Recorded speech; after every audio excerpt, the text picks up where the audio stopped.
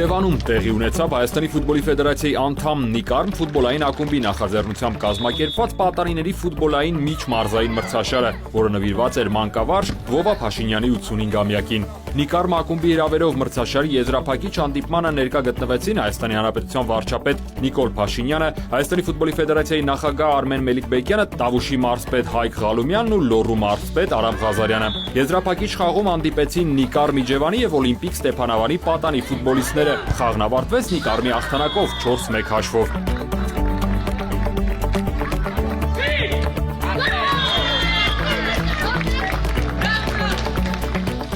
Հանդիպման ավարտից հետո մրցաշարի լավագույն ֆուտբոլիստները ստացան անհատական մրցանակներ։ Պարգևատրվեցին բոլոր ակումբների պատանի ֆուտբոլիստները, ինչպես նաև եզրափակչի մասնակիցներն ու մրցաշարում հաղթանակ տոնած Նիկարմ ակումբի սաները։